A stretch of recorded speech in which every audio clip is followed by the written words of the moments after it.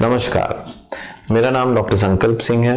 आप लोग का फिर से स्वागत है हमारे YouTube channel Yami fertility and IVF centre, जिसमें मैं और मेरी वाइफ डॉक्टर स्वाति सिंह काम करते हैं। आज का जो सवाल है हमारे क्वेश्चन आंसर सीरीज में, वो है उस कपल के बारे में जिसमें हस्बैंड की सीमेन टेस्टिंग के बाद में रिपोर्ट आती है कि कोई भी स्पर्म्स अवेलेबल नहीं है, जिसको बोलते हैं एज़ोस्पर्मिया, जिसमें शुक्राणु बिल्कुल भी सैंपल में नहीं दिखते हैं। ऐसी कंडीशन में एक बहुत कॉमन रीजन होता है जब टेस्टिंग शुक्राणु की ठीक से न की जाए, क्योंकि शुक्राणु की जांच सिर्फ एक माइक्रोस्कोप में रख के नहीं होती है, परंतु उसके आगे का भी एक प्रोसेस होता है जो हमेशा करना चाहिए एज़ोस्पर्मिया या शुक्राणु नहीं दिख रहे हैं ये रिपोर्ट देने के पहले। तो हम अब उस कंडीशन की बात करते हैं जिसमें ये रिपोर्ट ऑलरेडी सही तरीके से टेस्ट की हुई है और आ रहा है कि शुक्राणु नहीं है अच्छे से टेस्ट करने के बाद भी। तो ऐसे कंडीशन में दो तरीके की प्रॉब्लम होती है। एक होता है जब शुक्राणु का उत्पादन अच्छे से हो रहा है पर कुछ ब्लॉकेज की वजह से वो बाहर की तरफ नहीं आ पा रहा, तो पाइप में जैसे नली में ब्लॉक हो जाता है, उस वजह से वो बाहर नहीं आ पा रहा है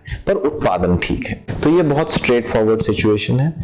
इसमें पहले ऑपरेशन किए जाते थे जो ब्लॉकेज नली में है उसको ठीक करने के लिए, पर बाद में ये पाया गया कि उसके रिजल्ट बहुत अच्छे नहीं थे और आईवीएफ इक्सी जैसे टेस्ट ट्यूब बेबी वाला ट्रीटमेंट बढ़ा तो स्पर्म मिलने से बहुत अच्छे चांसेस हो जाते हैं प्रेगनेंसी के। तो ऑब्स्ट्रक्टिव एज़ोस्पर्मिया में जब ब्लॉकेज के कारण स्पर्म शुक्राणु बाहर नहीं आ पाते हैं, उसमें डायरेक्टली जो शुक्राणु है उसको टेस्टिस से निकाल लिया जाता है एक पतली सी नीडल के द्वारा और फिर उससे टेस्ट ट्यूब बेबी का ट्रीटमेंट करते हैं। जो दूसरा उसकी वैरायटी होती है वो होती है नॉन ऑब्स्ट्रक्टिव, मतलब जिसमें कहीं भी ब्लॉकेज नहीं है नली में परंतु उसके उत्पादन की कमी है, या तो उत्पादन कम है या उत्पादन बिल्कुल नहीं हो रहा। ऐसे कंडीशंस में हमको कुछ टेस्टिंग्स करनी होती हैं। उसमें जो सबसे जरूरी टेस्टिंग होती है वो क्रोमोसोम टेस्टिंग होती है। क्रोमोसोम टेस्टिंग करते हैं हस्बैंड की, ये पता करने के लिए कि कहीं कोई क्रोमोसोमल इश्यू तो नहीं है, क्योंकि कुछ पर्टिकुलर जेनेटिक डिजीजेस में, जेनेटिक कंडीशंस में स्पर्म्स का उत्पादन दवाई खा के भी नहीं होता, ऑपरेशन करके भी स्पर्म्स नहीं मिलते। तो मान लीजिए कि अगर हमको स्पर्म्स नहीं मिले हैं, हमको अगर टेस्टिंग में सब नॉर्मल आया है और हम आगे का इलाज कर सकते हैं, तो क्या इलाज संभव है? उसमें हम टेस्ट ट्यूब बेबी वाला ट्रीटमेंट कर सकते हैं।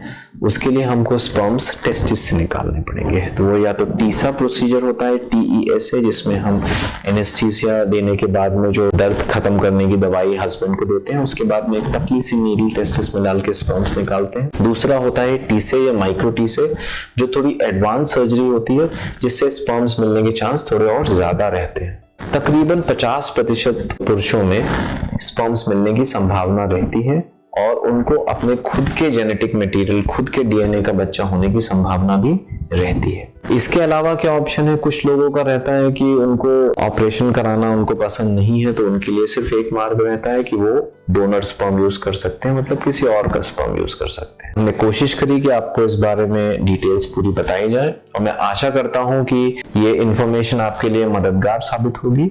अगर आपको लगता है कि आप डॉक्टर से, हमसे, मेरे से या मेरी वाइफ डॉक्टर स्वाति से कंसल्ट करना चाहें, तो हम लोग Yami fertility and IVF centre Indore, Vijaynagar में कार्यरत हैं। आप हमसे फोन पे या वीडियो कंसल्टेशन या फिजिकल कंसल्टेशन के लिए आ सकते हैं। उसकी डिटेल यहीं पे वीडियो में दी हुई है। धन्यवाद।